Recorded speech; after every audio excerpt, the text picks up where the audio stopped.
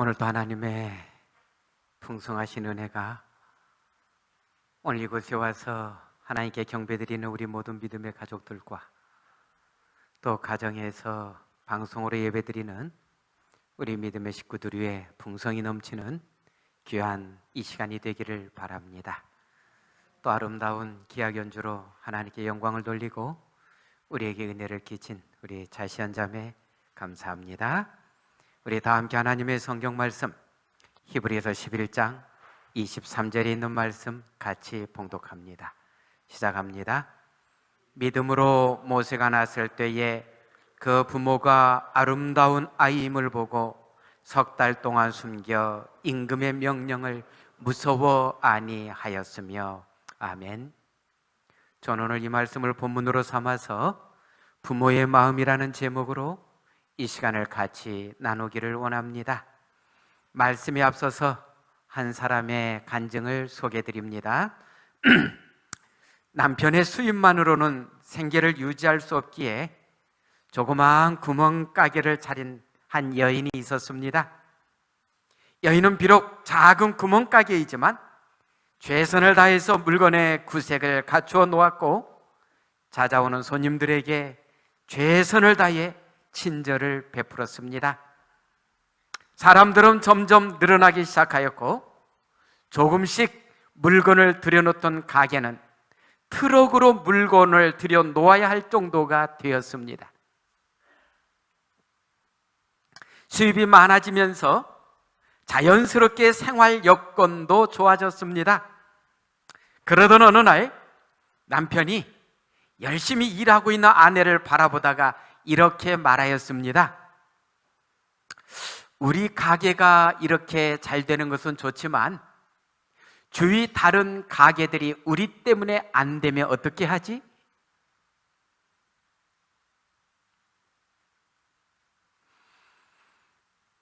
어떤 마음이 듭니까?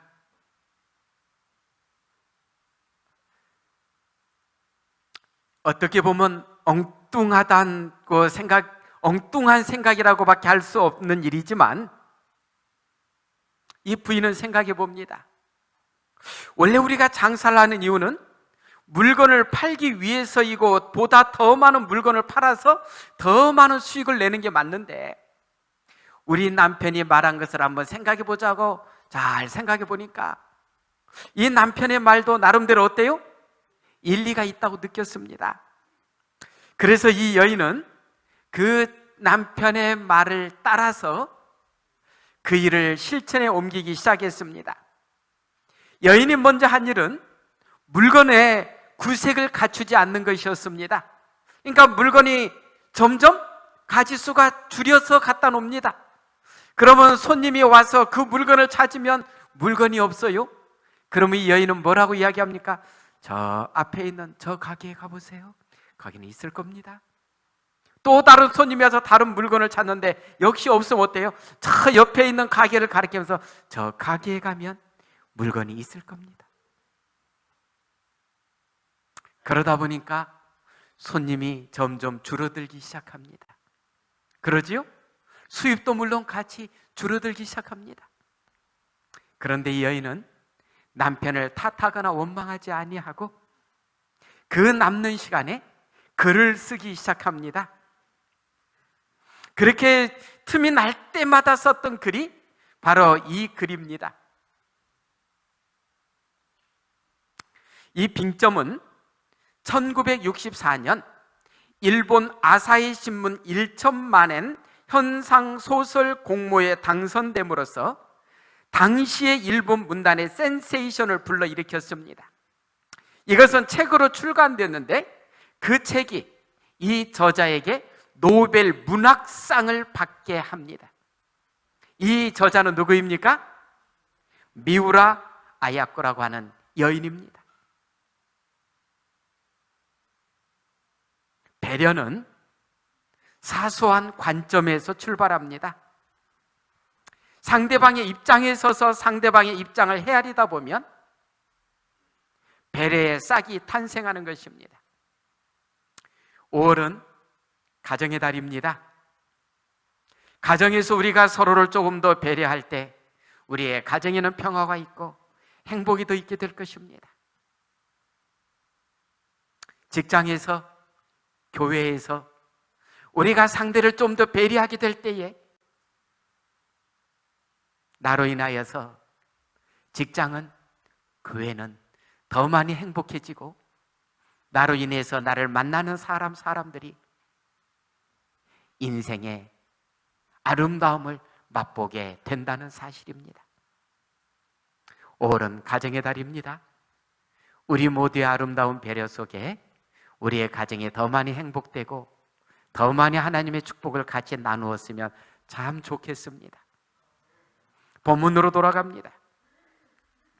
믿음으로 모세가 났을 때에 그 부모가 아름다운 아임을 보고 석 달 동안 숨겨 임금의 명령을 무서워 아니하였으며, 우리는 이곳에서 부모의 마음을 읽습니다. 이 말씀의 내용은 우리를 기원전 1370년경으로 인도합니다. 지금으로부터는 약 3390년 전으로 우리를 이끕니다. 이 당시 야곱의 후손들은 예굽, 지금의 이집트에서 종노릇하고 있었습니다. 당시 예굽 왕은 이스라엘 백성들의 번창하는 것을 두려워하여서 그들에게 탄압을 가하기 시작했습니다.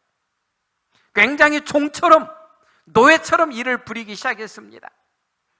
그래도 계속 생육하고 번창하자 어떻게 합니까? 태어나는 사내 아이들은 다 죽이라고 했습니다. 대단한 시절에 이스라엘 백성들이 처해 있었습니다. 그때에 한 집에 아기가 태어났는데 그 아기가 누구입니까? 모세입니다. 이 모세는 태어나자마자 뭐 했어야 됩니까? 죽었어야 됩니다. 태어나면 죽이라는 게 당시 예굽왕의 명령이었으니까요. 그러나 모세의 엄마 아빠는 이 아이를 죽이지 않고 3개월 동안이나 숨겨 삽니다. 이유는 왜 그렇습니까? 이 아이에 대한 사랑이 너무 극진해서, 차마 자기 아들을 죽이지를 못해서 설령 자기들에게 위험이 닥칠지라도 감내하겠다는 정신으로 그들은 모세를 어떻게 합니까? 살립니다.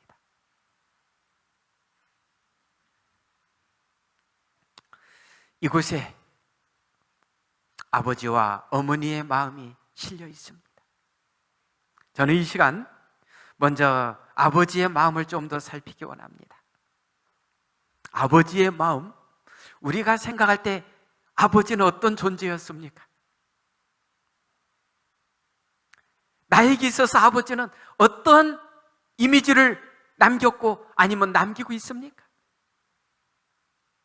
여기 한 사람의 간증을 소개합니다. 우리가 잘 아는 이야기 중에 하나일 텐데 오늘 말씀에 필요해서 제가 이 글을 여기다 실었습니다. 이 글은 전 경북대 총장 박찬석 교수가 한국일보에 기고한 글입니다. 이 사람의 글을 소개합니다. 나의 고향은 경남 산천이다. 지금도 비교적 가난한 곳이다. 그러나 아버지는 가정 형편도 안 되고 머리도 안 되는 나를 대구로 보냈다. 대구 중학교를 다녔는데 공부가 하기 싫었다. 1학년 7반, 석차는 6868. 이건 몇 등이에요? 예, 68명 중에 68등. 그 뒤에 없습니다, 더. 이건 이렇게 맞기도 쉽지 않습니다. 그러지요? 대단한 성적을 받아들었습니다. 꼴찌를 했다. 부끄러운 성적표를 가지고 고향에 가는 어린 마음에도 그 성적을 내밀 자신이 없었다. 당신이 교육을 받지 못한 한을 자식을 통해 풀자고 했는데 꼴찌라니. 끼니를 제대로 잊지 못하는 소장농을 하면서도 아들을 중학교에 보낼 생각을 한 아버지를 떠올리면 그냥 있을 수가 없었다. 그래서 잉크로 기록된 성적표를 몇 등으로 바꿨습니까? 1등으로 바꿨습니다. 1등으로 고쳐 아버지에게 보여드렸다. 아버지는 보통 학교도 다니지 않았으므로, 보통 학교는 오늘날 무슨 학교지요? 우리 시절에는 국민학교고 지금은요? 초등학교. 그러지요? 그러니까 초등학교도 다니지 않았으므로 내가 1등으로 고친 성적표를 알아차리지 못할 것으로 생각했다. 대구로 유학한 아들이 집으로 왔으니 친지들이 몰려와 찬석이는 공부를 잘했더냐고 물었다. 아버지는 앞으로 봐야지, 이번에는 어찌다 1등을 했는가배 했다. 명순, 이 명순이는 아버지 이름이에요. 명순이는 자식을 하나 잘 둬서 1등을 했으면 한턱을 내야지 했다. 당시 우리 집은 동네에서 가장 가난한 살림이었다. 이튿날 강에서 멱을 감고 돌아오니 아버지는 단 하나뿐인 돼지를 잡아 동네 사람들을 모아놓고 잔치를 하고 있었다. 그 돼지는 우리 집 재산 목록 1호였다. 기가 막힌 일이 벌어진 것이다. 아버지! 아버지! 하고 불렀지만 다음 말을 할 수가 없었다. 그리고 달려나갔다. 그 뒤로 나를 부르는 소리가 들렸다. 겁이 난 나는 강으로 나가 죽어버리고 싶은 마음에 물속에서 숨을 안 쉬고 버티기도 했고 주먹으로 내 머리를 내리치기도 했다. 충격적인 그 사건 이후 나는 달라졌다. 항상 그 일이 머리에 맴돌고 있었기 때문이다. 그로부터 17년 후 나는 대학 교수가 되었다. 몇 살에 대학 교수가 되었습니까? 예? 31살. 예, 14살에 중학교 1학년이었고 그 다음에 17년 후부터니까 한 31살 되지요? 굉장히 이른 나이에 대학교 교수가 됩니다. 그 꼴찌가 1등 인생으로 바뀌어갑니다. 그 다음 글을 또는 이렇게 소개합니다. 그리고 나의 아들이 중학교 입학했을 때, 그러니까 내 나이 46세 되던 어느 날 부모님 앞에 33년 전의 일을 사과하기 위해 아부이, 저 중학교 1학년 때 1등은요 하고 말을 시작하려고 했는데 옆에서 담배를 피우시던 아버지께서 알고 있었다, 그만해라, 민우가 듣는다. 민우가 손자예요. 자식의 위조한 성적을 알고도 재산 목록 1호인 돼지를 잡아 잔치를 하신 부모님 마음을 박사이고 교수이고 대학 총장인 나는 아직도 감히 알 수 없다.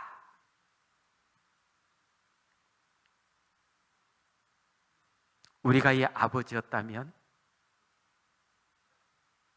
아들이 이렇게 하고 왔다면 우리는 어떻게 했을 것 같습니까?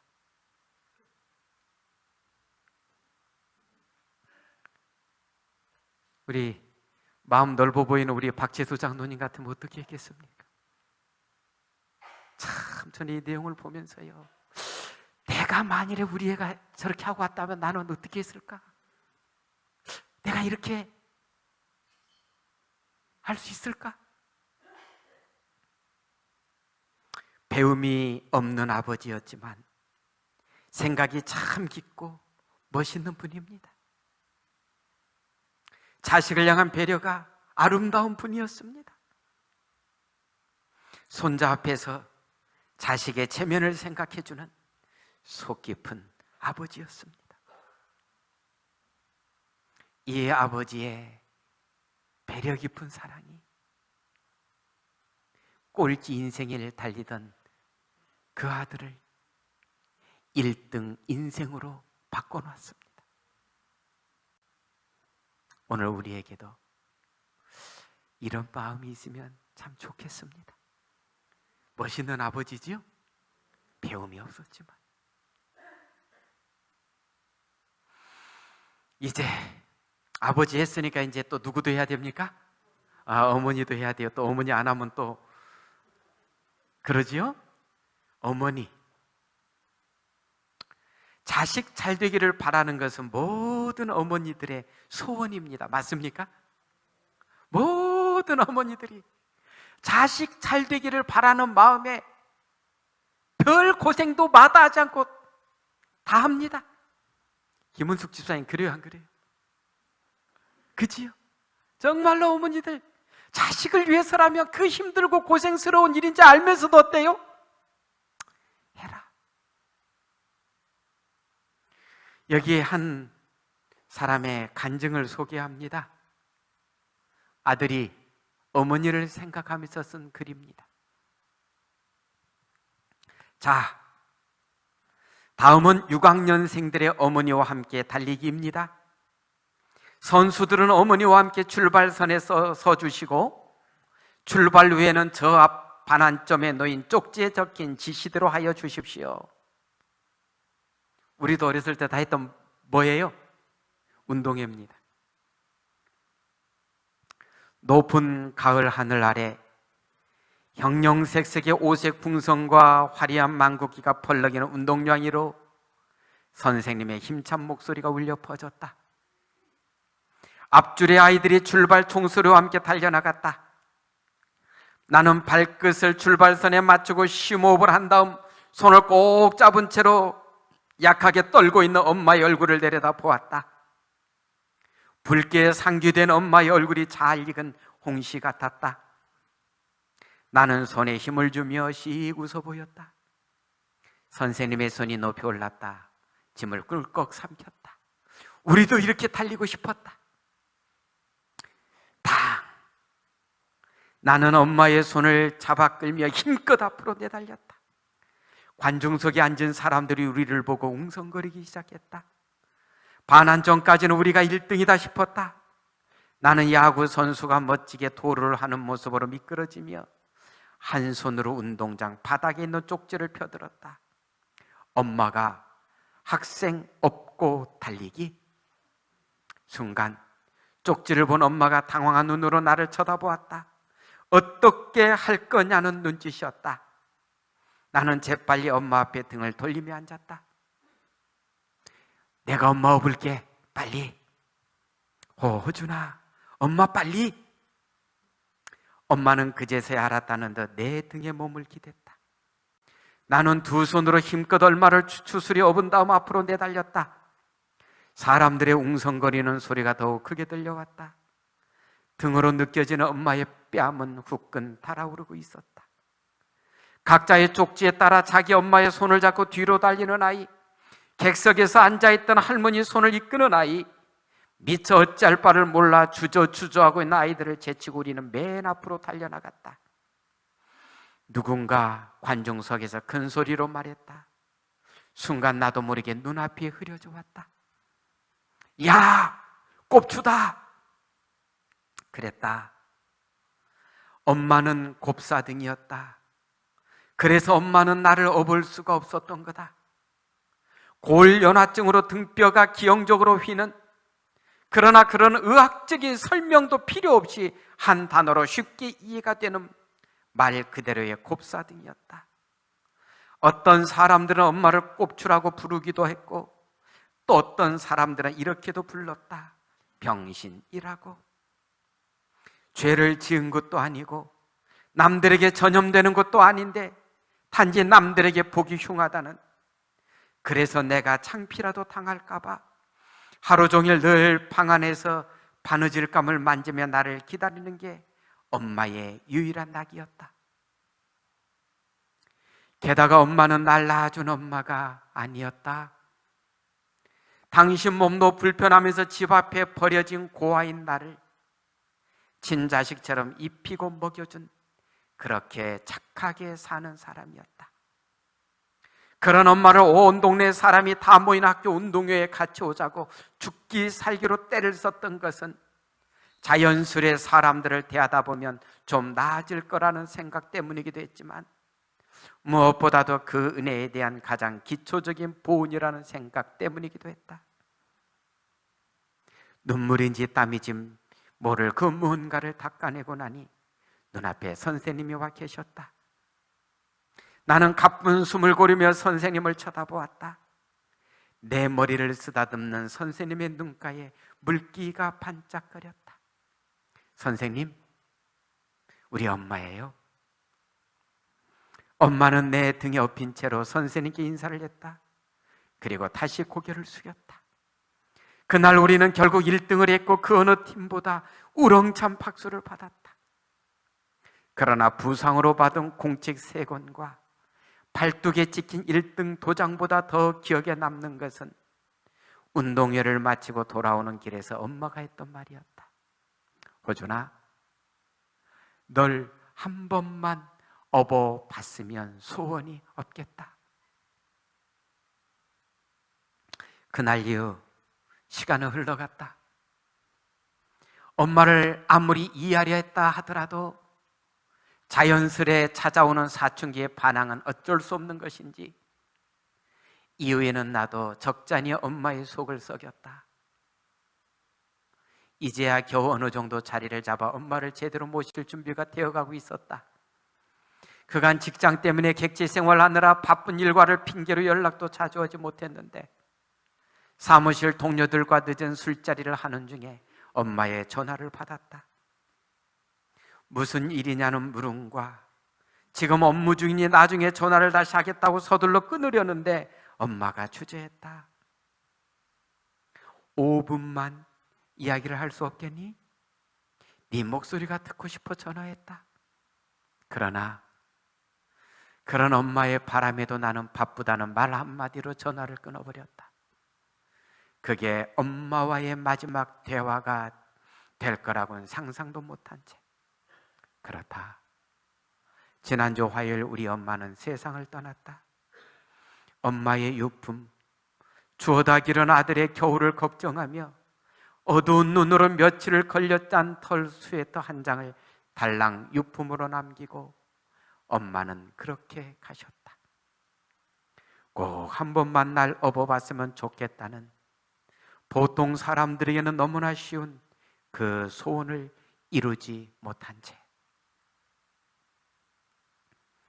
선천성 구루병 환자의 수명은 남보다는 짧으니 너무 상심하지 말라는 의사의 위로에도 불구하고 그 마지막 통화, 내 술자리와 바꿔버린 엄마의 한마디는 나를 더욱 후회하게 만들었다.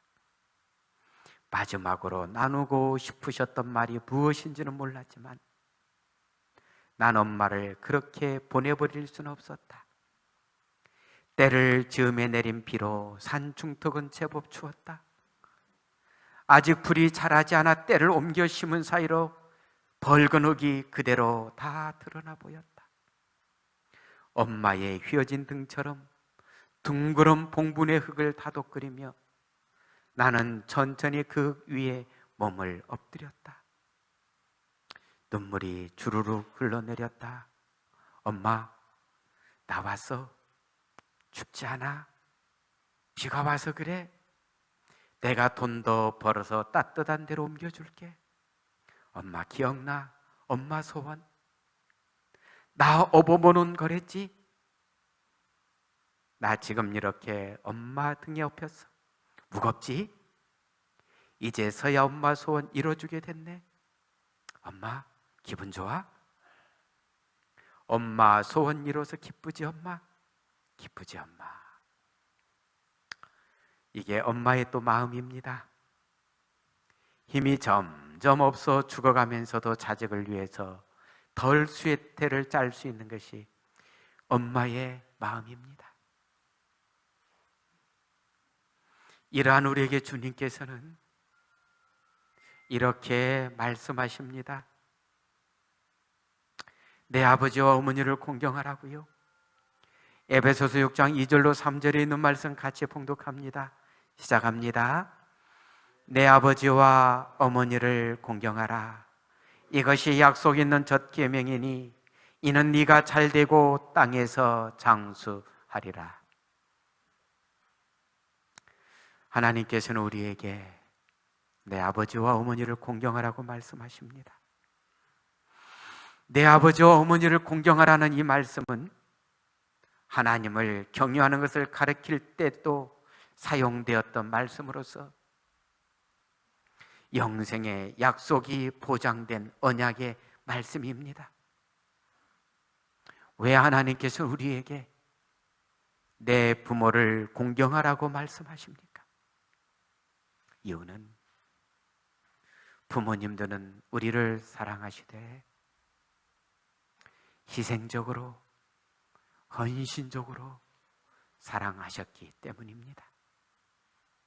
그 속에 하나님의 뜻이 있습니다. 그늘 없는 가정 293, 294쪽에 있는 말씀입니다. 진리를 아노라고 공언하는 자 가운데 그들의 부모에게 마땅히 드려야 할 존경과 사랑을 드리지 아니하고 부모에게 사랑을 나타내지도 아니하며 부모의 소원에 불복종함으로써 그들을 존경하지 아니하며 부모들의 걱정을 덜어주려고 노력하지 않는 자들이 많다. 그늘 없는 가정은 특별히 믿음의 식구들을 위해서 주신 기별인데 오늘 우리에게 생각하게 하는 말씀입니다. 부모님들의 걱정을 덜어주려고 노력하지 않는 자들이 많다는 것은 안타까운 말씀입니다. 또 이렇게 말씀합니다. 리비엔드 헤랄드지에 있는 말씀입니다. 부모가 살아계신 동안은 그들을 공경하고 존경하는 것이 자녀들의 기쁨이 되어야 한다. 자녀들은 가능한 한 늙으신 부모의 생애의 모든 명랑함과 햇빛을 가져다 주어야 한다. 이 세상에서는 자녀가 부모를 공경하는 것보다 더 좋은 추천장이 달리 또 없으며 하늘 책에는 아버지와 어머니를 사랑하고 공경한 것보다 더 좋은 기록이 실릴 수는 없다. 아버지와 어머니를 사랑하고 공경한 것보다 더 좋은 기록이 하늘 책에 실릴 수가 없다고 말씀합니다. 부모님들에게 이렇게 해보시라고 우리가 같이 좀 나누었으면 좋겠습니다. 부모님 마음을 읽고자 노력하라고 합니다. 우리 그늘 없는 가정 360쪽 같이 봉독합니다. 시작합니다. 부모가 연약하고 늙었으면 부모의 필요에 비례하여 자녀들은 애정과 관심을 기울여야 한다. 자녀들은 서로 자아부정이 요구될지라도 고상하고 단호하게 행동을 정하여 부모들의 마음에서 모든 근심과 어려운 생각들을 제거해 드릴 수 있도록 할 것이다. 부모들의 마음에서 모든 근심과 어려운 생각들을 제거해 드릴 수 있도록 해라. 오늘 부모님들이 나 때문에 제일 근심하는 것이 무엇입니까? 오늘 부모님들이 나 때문에 제일 염려하시는 것들이 무엇입니까? 오늘 부모님들이 나에게 바라는 소원이 무엇입니까?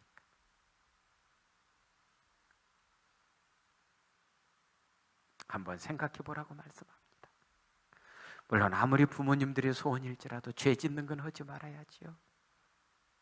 그러나 정상적인 신앙의 부모님들이 자식 죄 지으라고 할 사람이 있겠습니까?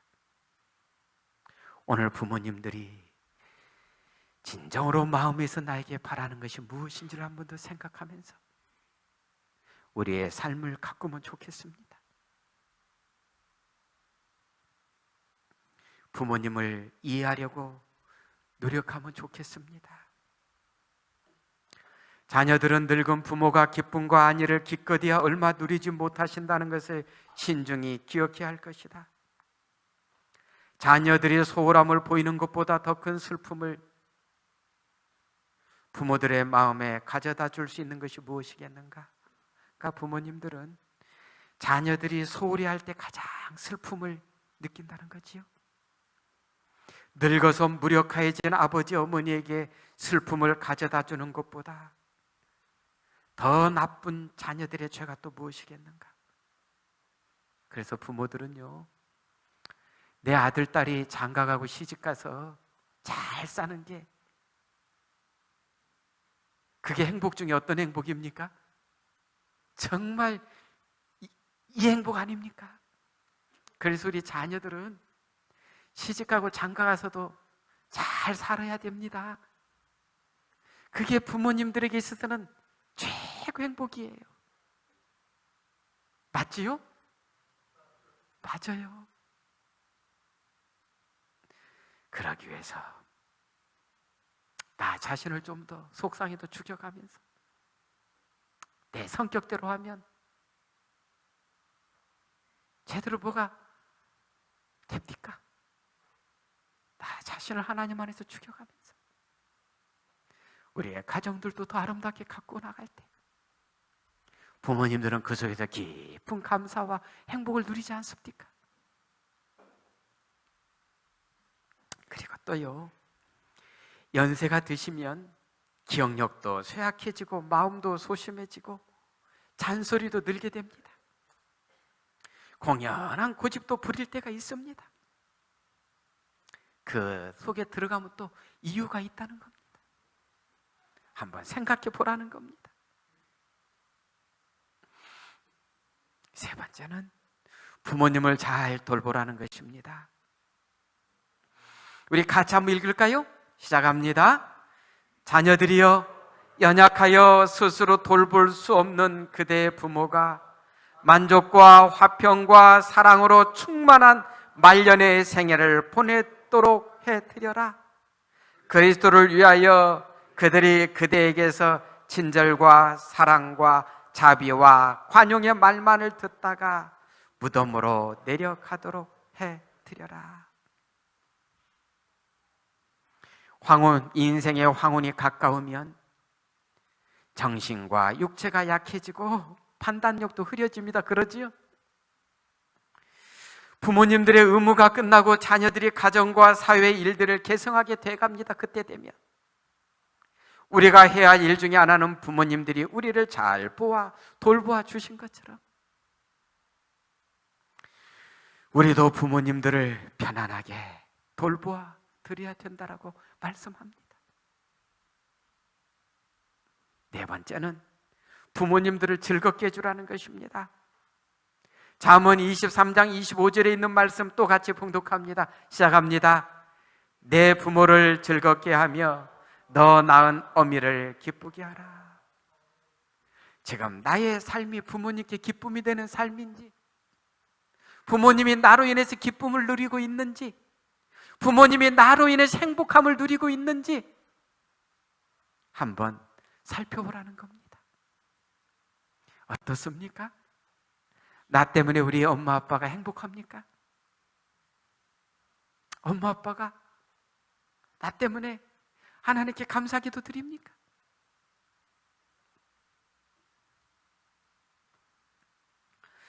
이제 우리 하나님의 마음으로 넘어갑니다. 요한 3서 1장 2절입니다. 사랑하는 자여, 내 영혼이 잘됨 같이 내가 범사에 잘되고 강건하기를 내가 간구하노라. 이곳에 우리를 향하신 하나님의 마음이 있습니다. 우리가 잘되기를 바라시는 하나님의 간절한 마음을 이 속에 담고 있습니다. 사랑하는 자여, 내 영혼이 잘됨 같이, 내 영혼을 다른 말로 번역하면 네 생명이 잘됨 같이, 이것을 제일 먼저 기록하신 이유는 오늘 우리 중에 가장 어떠한 재물이 다 중요하다 할지라도 우리의 생명보다 중요한 건 없기 때문에 그렇습니다. 사랑하는 자여, 내 생명이 잘됨 같이, 예수 그리스도를 마음에 모시고 사는 사람은 죽을 수밖에 없는 생명의 영원한 생명이 주가 되었잖아요. 생명은 죽기를 싫어하는데 그 죽기 싫어하는 생명에 하나님께서 영생을 주셨잖아요. 얼마나 잘 됐습니까? 사랑하는 자여, 내 생명이 잘된 같이 네가 범사에 잘되고 강건하기를 내가 간구하노라. 하나님은 하나님의 백성들이 범사에 잘되기를 원하십니다.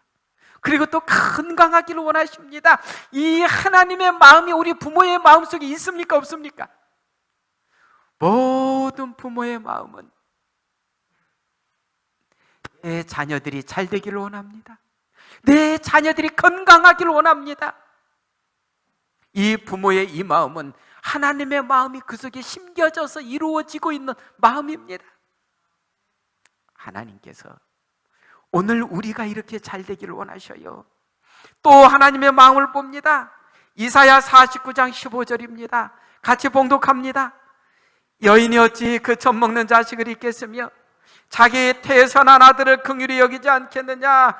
그들은 혹시 잊을지라도 나는 너를 잊지 아니할 것이라. 젖먹이를 놓고 가서 마음껏 밖에 가서 몇 시간이고 하루고 이틀이고 있을 사람, 정상적인 어머니에게 없습니다. 그러나 그들은 혹시 잊을지라도, 우리 인간의 연약함이지요. 내가 그렇게 내 애기 이쁘고 사랑한다면서도 너무 피곤해서 내가 잠들었을 때는 이 아이가 뭐하고 있는 거 알아요, 몰라요? 까마득히 잊어버리고 잡니다. 이건 인간의 연약함이라고 줄 수 없어요. 그래서 주님께서 말씀하시는 여인이 어찌 그 젖 먹는 자식을 잊겠느냐, 그러면서 그들은 혹시 잊는다 그랬지 일부러 잊는 사람은 없지 않습니까? 혹시 잊을지라도, 그럴지라도 나는 너를 잊지 아니하겠다. 이거에 대해서 좀 더 설명을 보면 이렇습니다. 산상보훈 133쪽에 있는 말씀입니다. 그분께서는 얼마나 놀라운 자비로서 당신의 사랑을 표시해 오셨는가. 다음 기별은 하늘아버지의 심중에서 나온 것으로서 암흑의 날에 그분께서 저들을 돌보지 않으신다고 생각하는 사람들을 위한 것이다. 이때가 이스라엘 백성들이 굉장히 힘들 때였지요. 그러니까 이스라엘 백성들이 하나님을 원망할 때 주신 기별입니다. 오직 시온이 이르기를 여호와께서 나를 버리지 않으시며 주께서 나를 잊으셨다 하였거니와 여인이 어찌 그 젖 먹는 자식을 잊겠으며 자기의 태선한 아들을 긍휼히 여기지 않겠느냐. 이스라엘 백성들이 여호와께서 나를 버리시고 주께서 나를 잊으셨다고 말할 때 아니야, 내가 어찌 너희를 잊을 수 있겠냐라고 주님께서 말씀하고 계시는 겁니다. 이 하나님의 사랑이 예수님을 골고다 언덕의 십자가로 이끄셨습니다. 그리고 우리에게 영생을 선물로 주셨습니다. 하나님이 세상을 이처럼 사랑하사 독생자를 주셨으니 이는 저를 믿는 자마다 멸망치 않고 영생을 얻게 하려 하심이니라. 하나님이 그 아들을 세상에 보내신 것은 세상을 심판하려 하심이 아니요 저로 말미암아 세상이 구원을 받게 하려 하심이라. 예수님께서 이 땅에 오신 이유는 우리를 심판하시기 위해서가 아니라 우리가 구원을 받도록 하시고자 오셨습니다. 그리고 우리를 위해서 십자가에서 예수님은 기꺼이 돌아가셨습니다. 이 사랑이 오늘 우리를 하나님께로 인도합니다. 주님의 인도하심 있는 모습 그대로 주님께 나아가시기 바랍니다. 그리고 오늘 또 팔을 벌려 우리를 안아주시기를 기뻐하시는 우리 주님 앞에 우리를 온전히 맡기시기를 바랍니다. 주님의 평안, 품 안에서 평안을 누리시고 주님의 안아주시는 품 안에서 행복을 누리시는 우리 모두가 되기를 바랍니다. 오늘 주님은, 오늘 또 주님은 마음으로부터 우리를 안아주시기를 기뻐하시고 또한 우리가 잘 되기를 기뻐하시고 우리가 하나님 안에서 하나님 말씀을 따라서 살아나갈 때에 우리를 보시고 흐뭇한 웃음을 보이시는 분이 우리 주님이십니다. 우리 모두 주님의 은혜 속에 우리의 가정이 따뜻하고 우리의 가족들이 행복을 누리고 우리 주님께서 함께 하시기를 기뻐하시는 늘 행복한 가정들이 되기를 기원합니다. 우리의 가정이 행복한 걸 보실 때마다 하나님께서는 흐뭇해 하십니다. 우리 모두 주님의 은혜 속에 흐뭇한 가정, 주님이 보시기에 아름다운 가정, 그래서 우리로 인하여서 우리의 자녀손들이 행복하고 우리 부모님들이 행복한 그러한 믿음의 사람, 멋있는 신앙인들의 삶이 되기를 간절히 기원합니다.